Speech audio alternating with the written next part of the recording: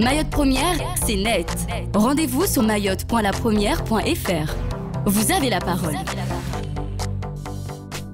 La commune de Dzaoudi l'Abattoir et l'association Chimé célèbrent cette année la 5e édition de la Journée internationale de la langue maternelle. Rastamis Pello, son président, nous explique comment il lutte pour préserver la langue. Mais d'abord, la parole aux participants.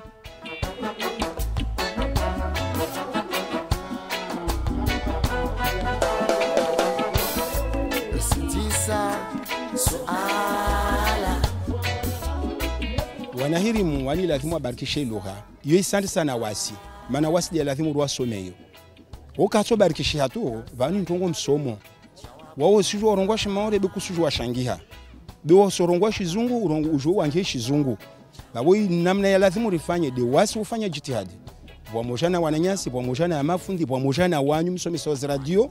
Je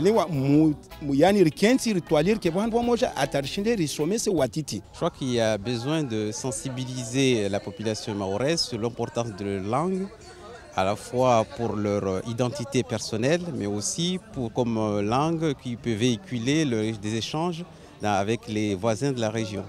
Donc il y a au moins une double motivation pour ces genres d'événements, c'est-à-dire pour promouvoir notre identité propre, mais aussi savoir que notre langue peut nous servir pour nous ouvrir vers nos voisins, même au-delà des pays qui sont autour de nous.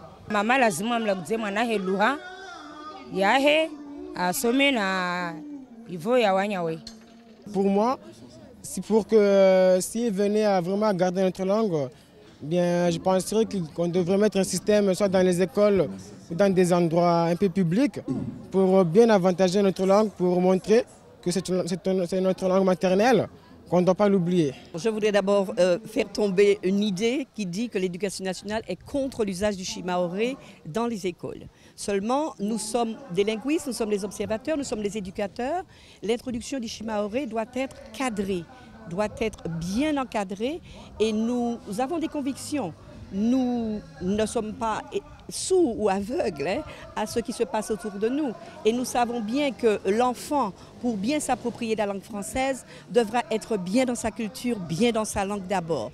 Donc nous ne sommes pas contre cette idée, nous y travaillons d'ailleurs, nous y travaillons depuis quelques années, même si les choses ne sont pas encore mises en place, nous sommes encore au stade de la recherche, de la mise en place et de la réflexion. Enseigner la langue, c'est la soigner. Enseigner la langue, c'est lui donner des racines. Enseigner la langue, c'est faire en sorte qu'elle puisse être accessible aux anciens, aux petits, à tout le monde. Enseigner la langue, c'est la meilleure des façons de la pérenniser. Voilà. Mayotte Première, c'est net. Rendez-vous sur mayotte.lapremière.fr. Vous avez la parole.